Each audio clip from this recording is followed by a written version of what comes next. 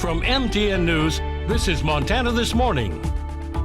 An inmate has complained about the conditions inside the Beaverhead County Jail. So let's go inside and take a look. And the annual Pentagon budget may be heading to the president's desk soon. We have more on how that budget could affect our servicemen. The former Montana Bible College in Bozeman has been converted to emergency housing. I'm Kristen Merkel, and I'll tell you how multiple organizations are celebrating this milestone. Alrighty, it is 6:31 on this Thursday edition of Montana This Morning. Jay McDonald and Matt Elwell with you bright and early on this chilly day. Whoa, driving into work today, a few of the news cars may have to take an ice chip or two. They are frozen. It's and there were areas, a lot of cars, like in shady areas yesterday afternoon. The ice had never melted. It was just a cold day. It started off cold, and if your car didn't move, the ice didn't do anything either. It's cold today. You're scraping yesterday's ice. Temperatures this morning, teens and single digits for most of the area to start the morning. Generally, we're talking clear skies this morning and through the early afternoon. We do have some clouds rolling in late in the day. Our temperatures expected to be into the upper 30s this afternoon under mostly sunny skies. Clouds rolling into the afternoon. We'll talk more about our snow chances or lack thereof. That's coming up in just a few seconds. All right, thank you very much, Matt. Now, right off the top this half hour, a complaint about jail conditions in Dillon. MTN's John Amy spoke with an inmate who claims their mental health needs aren't being addressed. Well, you certainly don't want to end up here if you're ever visiting Beaverhead County. It's a small jail in the largest county in the state. At least one inmate has complained about the conditions here, but officials say it's not so bad for being in jail. We just tell them this isn't the Hilton, this is jail. We don't have a lot of services provided, if you want all that, don't go to jail. Inmate Mark Neal has been in custody since September in connection with assaulting a Beaverhead County deputy. He claims he's been denied proper mental health services. I've told the guards several times, dude, I just want to kill myself. I want to die. Hey, I need help. Can I talk to you? I don't want to wake up. And the guards just blow you off. Like, they don't want to, help you. The sheriff said inmates have access to mental health professionals, though it's mainly remotely and rarely in person.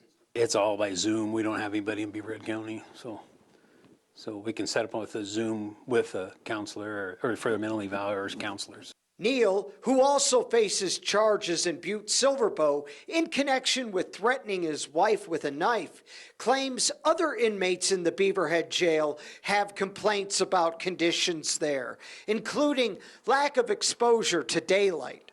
You're in your general population pod for 24 hours a day to where you can walk around inside there, but there's literally no daylight, zero.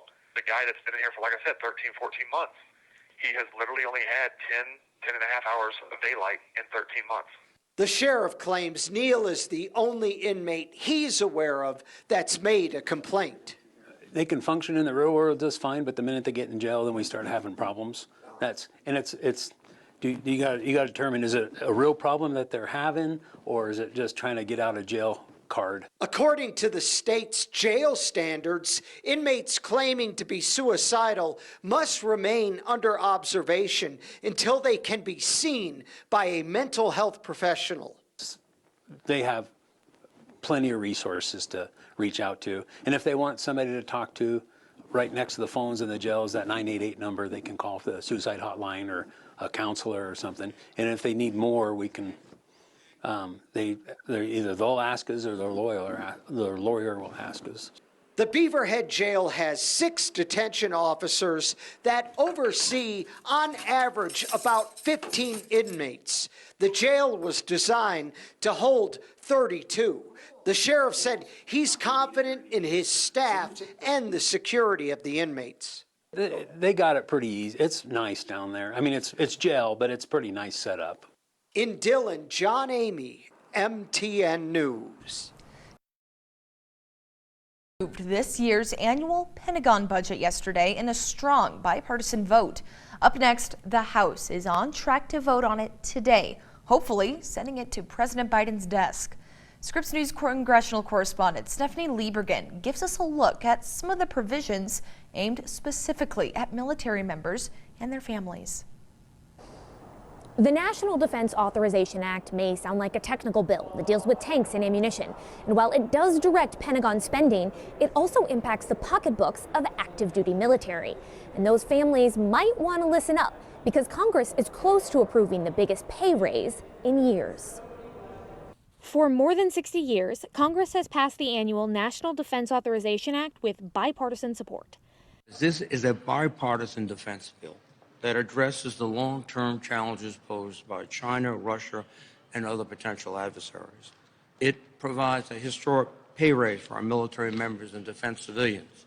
And this year's bill includes some benefits aimed at improving the quality of life for service members and their families. To start, there's a 5.2% pay raise for military members and the Defense Department's civilian workers. That's the biggest pay raise in over 2 decades. Another key focus, mental health care.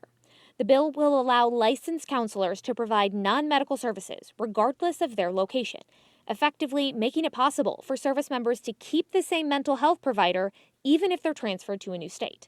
And the bill aims to help family members too. This year's NDAA expands the ability for spouses to be reimbursed for business costs or relicensing when they start up their careers in a new city. Lawmakers hope to get the final version of the NDAA approved before going home for the holiday break. Stephanie Liebergen, Scripps News, Washington.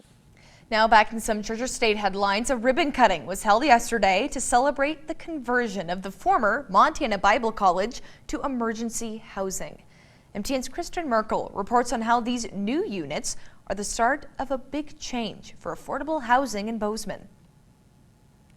With such a high demand for emergency housing across Gallatin County, Family Promise says that will all soon start to change at their ribbon cutting ceremony, celebrating the conversion of the former Montana Bible College.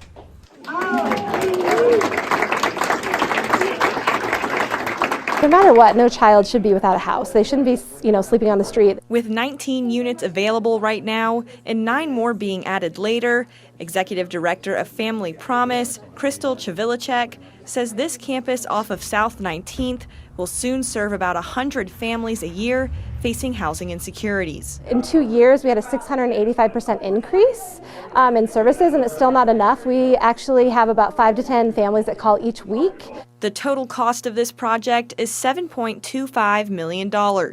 A $1 million down payment was made from the Gallatin Housing Impact Fund that provides low-interest loans to expand affordable housing solutions, funding that Deputy Mayor Terry Cunningham believes is vital.